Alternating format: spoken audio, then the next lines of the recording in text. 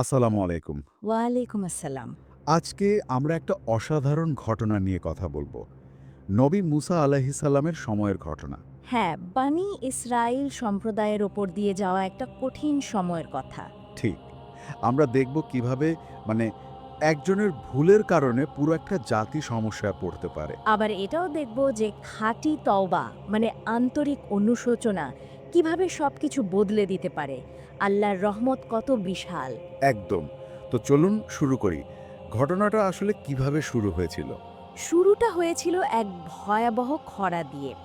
মুসা আলাইসাল্লামের সময় বুঝলেন। খরা মানে বৃষ্টি হচ্ছিল না? একেবারেই না। দিনের পর দিন, মাসের পর মাস আকাশ শুকনো, মাটি ফেটে চৌচির। তার মানে তো ফসলও নেই? কোনো ফসল নেই, গাছপালা সব মরে যাচ্ছে, নদী নালা খাল বিল সব শুকিয়ে কাঠ। পশু পাখি মানুষ সবার তো তাহলে পানির জন্য ভীষণ কষ্ট। অবর্ণনীয় কষ্ট। পশু পাখি মারা যাচ্ছে, মানুষ হাহাকার পড়ছে, মানে জীবন বাঁচানোই কঠিন হয়ে পড়েছিল। এমন অবস্থায় মানুষ কার কাছে যাবে? নবীর কাছেই তো ভরসা। হ্যাঁ, সবাই মিলে মুসা আলাইসাল্লামের কাছে গেল, বলল আল্লাহর কাছে দোয়া চাইতে এই বিপদ থেকে মুক্তির জন্য।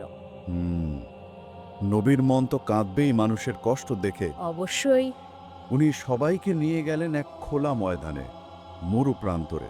আচ্ছা, বৃষ্টির জন্য সালাতুল ইস্তিসকারার মতো। হ্যাঁ, অনেকটা সেরকমই। সবাই মিলে আল্লাহর কাছে অত্যন্ত আকুতি ভরে দোয়া করলেন বৃষ্টির জন্য। নবীর দোয়া তো সাধারণত আল্লাহ সাথে সাথেই কবুল করেন। সেটাই তো সবাই আশা করেছিল। কিন্তু এবার মানে তেমনটা হলো না। মানে বৃষ্টি এলো না। না, আকাশ যেমন ছিল তেমনই রইল। মেঘের কোনো চিহ্নই নেই। এটা তো খুবই অবাক করার মতো ব্যাপার।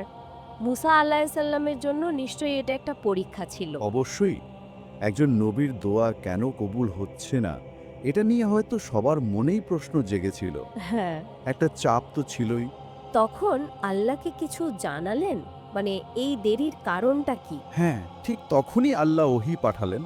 মুসা আলাইসাল্লামকে জানালেন আসল কারণটা। কি কারণ ছিল? আল্লাহ বললেন, হে মুসা, তোমাদের এই জমায়েতে এমন একজন লোক আছে, আচ্ছা, যে ৪০ বছর ধরে একটানা আমার নাফরমানি করে চলেছে, পাপ কাজ করে যাচ্ছে। ৩০ বছর অনেক লম্বা সময়। হ্যাঁ, আল্লাহ বললেন, তার এই পাপের কারণেই আমি বৃষ্টি আটকে রেখেছি। একজনের পাপের কারণে পুরো জাতির উপর শাস্তি। এটাই তো ভাবনার বিষয়। আল্লাহ বললেন, যতক্ষণ সে এই জমায়েত ছেড়ে না যাবে, বৃষ্টি হবে না। সুবহানাল্লাহ। একজনের ব্যক্তিগত আমল, তার প্রভাব এত সুদূর প্রসারী। একদম। আমাদের কাজ তা ভালো হোক বা মন্দ, সেটার একটা সামাজিক প্রভাব থাকে, যা হয়তো আমরা সব সময় বুঝি না। এরপর মুসা আলাহিসাল্লাম কি করলেন? তিনি কি লোকদের জানালেন এই কথা? হ্যাঁ, তিনি তার লোকদের ডেকে বললেন আল্লাহর এই নির্দেশ। বললেন, আমাদের মধ্যে একজন আছেন যিনি ৪০ বছর ধরে আল্লাহর অবাধ্যতা করছেন। আর বললেন যে তার কারণেই বৃষ্টি বন্ধ। হ্যাঁ, তার কারণে বৃষ্টি আটকে আছে। তিনি যেন এই জমায়েত থেকে বেরিয়ে যান। একবার ভাবুন তো, সেই লোকটার অবস্থা।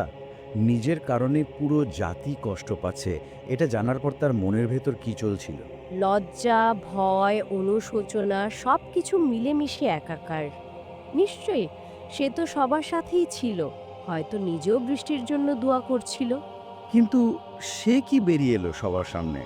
না, সে লোকলজ্জার ভয়ে হোক বা অন্য কোনো কারণে সামনে এলো না, ভিড়ের মধ্যেই রয়ে গেল। তাহলে বৃষ্টি কিভাবে এলো? এখানেই আসল ঘটনা। লোকটার সামনে না এলেও তার ভেতরে তখন তুমুল ঝড় চলছে। সে কি তখন আল্লাহর কাছে ক্ষমা চাইলো? হ্যাঁ, ভিড়ের মধ্যেই দাঁড়িয়ে মনে মনে সে আল্লাহর কাছে কাঁদতে শুরু করলো। তার ৪০ বছরের পাপের জন্য অনুশোচনা করলো। একেবারে আন্তরিকভাবে? অত্যন্ত আন্তরিকভাবে মনে মনে প্রতিজ্ঞা করলো আর কখনো সে আল্লাহর অবাধ্য হবে না।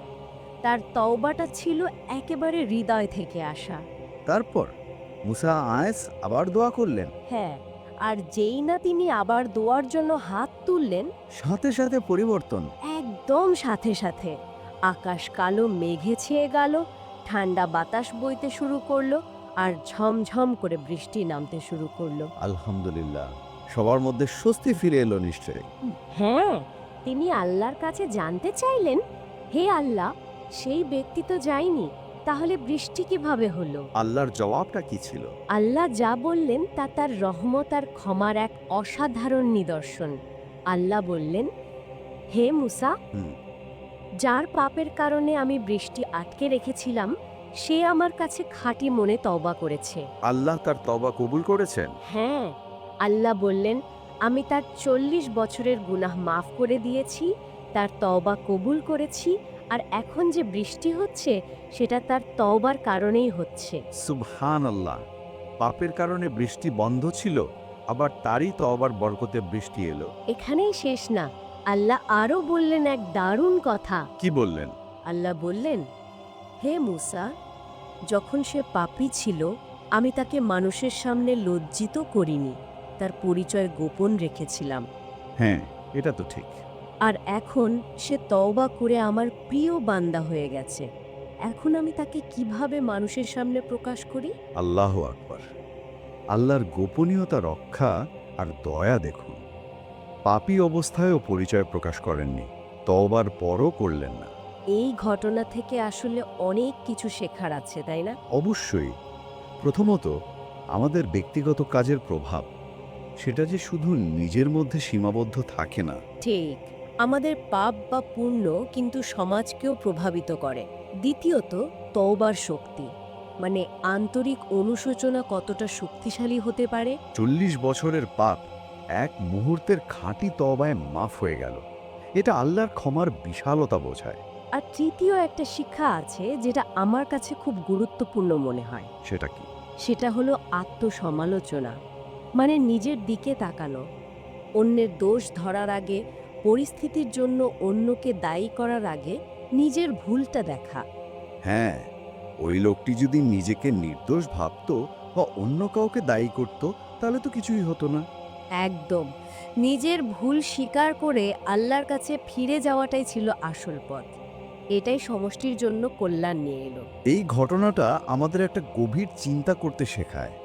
আমাদের জীবনে, সমাজে যখন কোনো সমস্যা আসে, হ্যাঁ, আমরা প্রায়ই বাইরের কারণ খুঁজি। কিন্তু আমরা কি ভাবি যে এর পেছনে আমাদের নিজেদের কোনো ভুল, কোনো ত্রুটি বা সম্মিলিত কোনো পাপের ভূমিকা থাকতে পারে? নিজেদের সংশোধন করার চেষ্টা করলে যে পরিস্থিতির উন্নতি হতে পারে, এটা আমরা কজন ভাবি?